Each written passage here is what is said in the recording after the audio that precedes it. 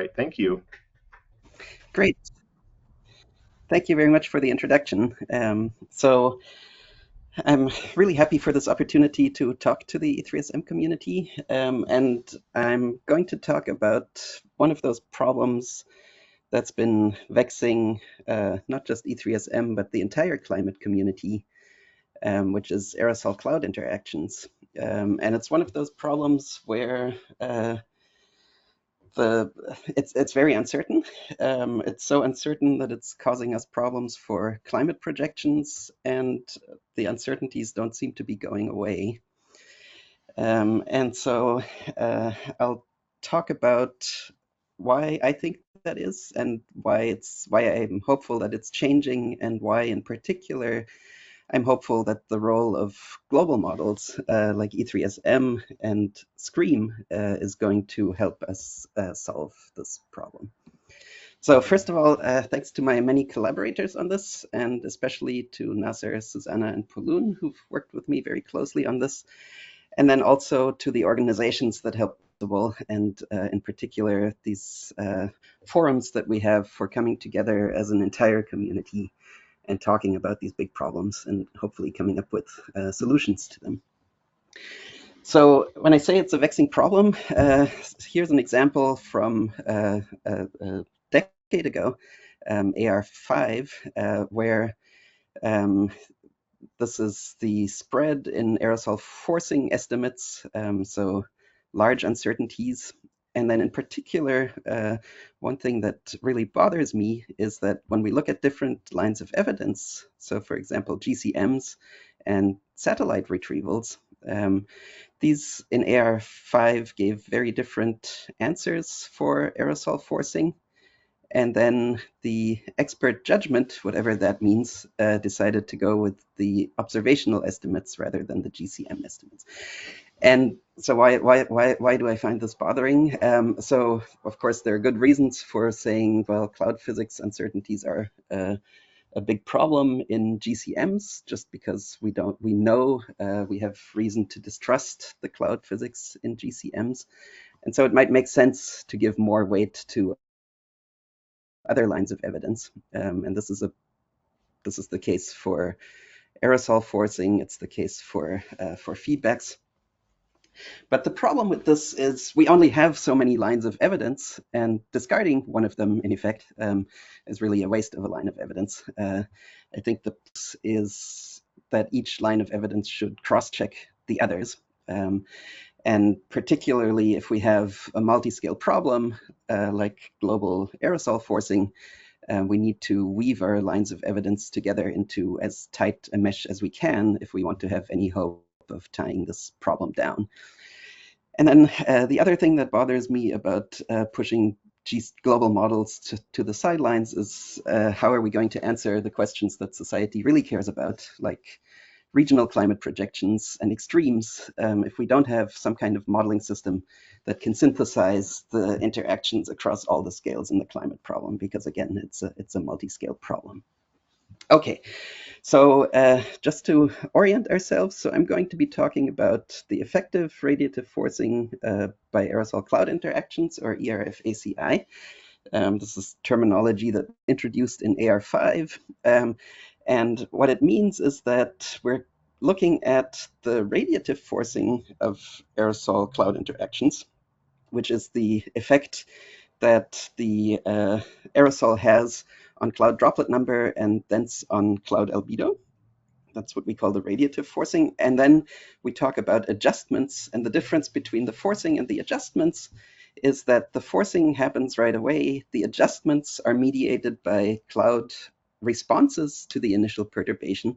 And so they can take longer to manifest than the radiative forcing, but they also proceed via different processes. And so in AR5, it was decided that we would make this distinction between these two contributions to the total effective radiative forcing. And one of the reasons, as I said, is we can distinguish by timescales, perhaps, and another reason is we can distinguish by processes. And so it's basically a divide and conquer approach where the more components we can split the total forcing into, the better chance we have of reconciling multiple lines of evidence, and the better our chance of reducing the total uncertainty in the long run. So one way that we often tackle this decomposition of ERF-ACI into the radiative forcing due to the droplet number and then the adjustments is that we split it into these three terms according to the state variables of the clouds that are affected by the different processes. And so the first term is what happens to the global radiative energy budget as a direct change, so partial derivative of the droplet number change. And then the other two terms are what happens indirectly to the radiative energy budget as a result of the change in liquid water path, that's the squiggly L, multiplied by, so this is just a chain rule expansion, multiplied by the change in liquid water path due to the change in the initial perturbation, the droplet number, plus the same thing for the cloud fraction. And then we multiply all of this by the anthropogenic change in cloud droplet number, so the anthropogenic perturbation to the cloud, and it gives us our effective radiative forcing split into forcing and adjustments. Now, one of the reasons I've highlighted these adjustment terms in red is that there's a derivative operator there. And this turns out to be a horribly overloaded operator, because when we look at this equation here, what's meant by the derivative is how does the liquid water path change climatologically in response to the climatological anthropogenic perturbation. So this is a tool for our conceptual understanding what happens to the climate. But then when we need to turn the conceptual understanding into estimates from different lines of evidence, then it can end up happening that we use the derivative operator in completely different senses. And we're hoping that it'll give us a representative answer. But really, that's more a hope than a certainty. And that's what much of this talk is going to be about. And so in particular, one of the other meanings for the derivative operator here could be that we're taking present day internal variability, for example, satellite snapshots, and then we're doing regression on the variability that we find in the present day. And that, of course, conceptually is something completely different than the secular change in anthropogenic droplet number over climatological timescales. And it gives us the unforced response of the system rather than the forced response of the system that we're after. Now, by necessity, in observations, what else are we going to do, right? But in global models, we can do this both ways. And use the global models to cross-check our understanding of what the observations are telling us. So what the observations are telling us on this particular term, the liquid water path to droplet number adjustment relationship, is this. So we're going to spend a lot of time in this droplet number liquid water path space. And what's shown here is the distribution in satellite snapshots of liquid water path as a function of droplet number. And this this shape here is so ubiquitous in the literature currently that it has its own name. It's called the inverted V. And one interpretation of this inverted V is that it is a fingerprint of the processes behind the aerosol-cloud interaction mechanisms. And so the process that's behind this positive leg of the inverted V is hypothesized to be precipitation suppression. So the anthropogenic aerosol makes it more difficult for the clouds to precipitate. And as a result, an increase in droplet number then causes the climatological liquid water path to increase. The interpretation for the negative leg is that once the cloud droplets become small enough that the cloud is probably not precipitating anyway, then a further increase in droplet number and a further reduction in cloud droplet size instead leads to enhanced entrainment at cloud top, which leads to evaporation of cloud liquid, which then leads to a climatological decrease of liquid water path as the cloud droplet number increases. And this black line here is just a rough division of this phase space into precipitating clouds in the top left half and non-precipitating clouds in the bottom right half. And that, again, agrees with this interpretation that the precipitating clouds increase their liquid water path as a function of the aerosol perturbation. The non-precipitating clouds decrease their liquid water path as a function of the anthropogenic perturbation. And this orange line is just an overall fit over both cloud populations that shows that in the satellite correlations, it looks like the evaporation effect wins. And based on this interpretation, the overall effect of anthropogenic aerosols would be to reduce liquid water path. I'll skip over this very quickly. This has support in LES modeling that shows that, yes, the processes active in LES here are enhanced entrainment, leading to cloud drying. The processes active in LES here are precipitation suppression, leading to longer-lived clouds. And I'll go into what the GCMs show in this phase space. And what the GCMs show is just a summary here of multiple CMIP5 era models, with the blue line indicating what the satellite inverted V relationship looks like, and then the color shading indicating what the models are producing for this ND liquid water path relationship. And the models very much, the vast majority of them, just a monotonic increase in liquid water path as the droplet number increases, even at very high droplet numbers. And the way we as the field have often interpreted this is that this is a deficiency in the global models that can be traced to process representation, namely that the models parameterize precipitation suppression, which gives us an increase in liquid water path. And so it's not surprising that the models show this. But they don't explicitly parameterize an enhanced entrainment effect. And so it's not a surprise that they don't show the descending branch of the inverted V. And that very much is what we maybe should expect based on process scales, because if we look at the scales at which entrainment mixing happens at stratocumulus cloud top, the scale is meters, maybe even less. And so it might be unrealistic to expect GCMs with 100-kilometer resolution and 100-meter vertical resolution to capture these effects.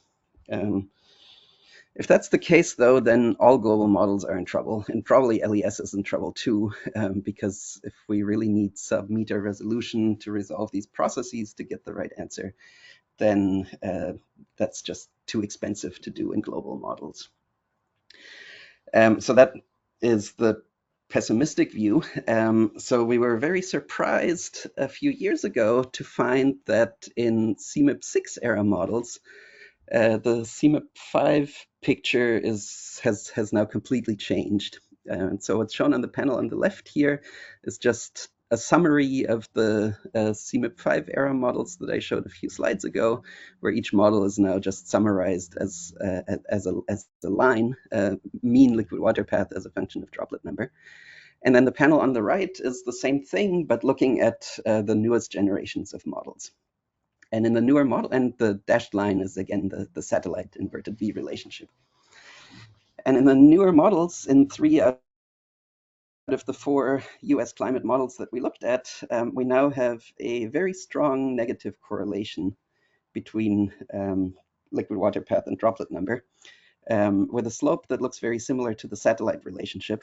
And if we look at where in the droplet number distribution this occurs, it is actually in the part of the distribution where most of the clouds live. So this is, in a way, this is excellent news, because now we're reproducing the correlation we see in the observations. And because we're seeing it in a model, we can then ask whether we can ask model questions like, is this causal? What are the mechanisms behind it? And we can test hypotheses in a way that we can do easily in models and we just can't do in observations. So if we think that this negative relationship is causal and most of the clouds live on the negative branch, not the positive branch, then surely we would say that the model, when we run it with pre-industrial aerosol emissions, is going to give us a higher liquid water path than when we run it with present day emissions. And we can do the causal experiment and we can test whether this correlation that reproduces the observations is actually indicative of what happens under our climate change scenario. And so when we do that, we see right away that maybe this relationship is not as universal as we were hoping it would be. So when we go to pre-industrial emissions, rather than following the same line as we would expect for some kind of universal relationship, we find that the line shifts, so the relationship changes. And then when we just calculate the liquid water path change, going from pre-industrial to present day emissions, we find that it's actually positive, even though the correlation is strongly negative. And in that sense, E3SM is behaving exactly the same way that GCMs have always behaved. So if we look at the radiative adjustment due to the liquid water path change, this gray shaded region here is a multi-line of evidence assessment that says the radiative effect of this should be positive, i.e. the liquid water path should decrease. And then all models, including E3SM, lie on the opposite side of zero of that multi-line assessment. So again, this is the casting the GCMs to one side because we don't trust their cloud physics. But then part of why we think this is positive is because we were relying on present day correlations from satellite retrievals, which the model has no problem reproducing anymore. It just says that the climate effect is the opposite of the correlation that we see. So if the correlation isn't causal, then that means it has to be confounded by something. And so in this paper, we go through multiple mechanisms that can confound the relationship. And one important one that we find is precipitation. So if we split the cloud population by how much they precipitate, we find that although the overall relationship is strongly negative, the relationship within each precipitation bin is positive, consistent with precipitation suppression. And it's just because the centroids of each of these precipitation bins follows a negative relationship. So higher liquid water path clouds, lower droplet number clouds precipitate more. So that's why these precipitation bins segregate like this. So this provides a confounding relationship that when we don't stratify by precipitation leads to a negative correlation. Other mechanisms are, there are artifacts in the satellite retrievals. I'm going to skip through all of these very quickly. And there's air mass history to these clouds. So clouds that come off the continents have high aerosol loading and low humidity. Clouds that come off the ocean have low aerosol loading and high humidity. So there's an automatic negative correlation that's baked in there, both in time and in space. And we find in this manuscript that can explain the negative correlation. Okay, and so we decided to make the conclusion of this paper the title, just to hammer the point home that correlation is not causation. That GCMs can now reproduce the correlations that we see in observations, but they still tell us that the correlations that we see in observations are not necessarily indicative of the causal changes that anthropogenic aerosols are inflicting on the clouds. And so this, again, brings me to my point that we need to be extremely careful about interpreting present-day internal variability as a proxy for secular climate change. And this, in turn, means that when it comes to observations, where all we have is the present-day internal variability, we need some other line of evidence to cross-check what the observations are telling us. So rather than being in this mode where we exclude one line of evidence, I think we need to recognize that observations, modeling, theory, all need to come together in the right way. And this is something that maybe as a community we need to work on harder, because I feel that we're in a way very segregated into each of these individual puzzle pieces, and we spend a lot of time making sure that each puzzle piece is the highest quality that we can possibly achieve. But then the necessary step of putting them together is something that falls through the cracks. Okay, so I'm quickly going to talk about not just the liquid water path, but the radiative consequences of the liquid water path change, because after all, for the global energy budget, it's the radiation that the top of atmosphere radiation budget that matters. And so we're going to translate all these cloud property changes into albedo changes. And the color shading here tells us whether the albedo increases as the droplet number increases, or the albedo decreases, so the clouds become darker as the droplet number increases. Again, in droplet number liquid water path space. And this figure here is from satellite retrievals again, from work by Zhenhao Zhang and Graham Feingold.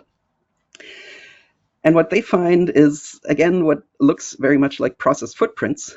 So when the cloud droplet number is low and the liquid water path is high, when the clouds are in a precipitating regime, it appears that increasing the droplet number makes the clouds brighter, which is very much consistent with precipitation suppression.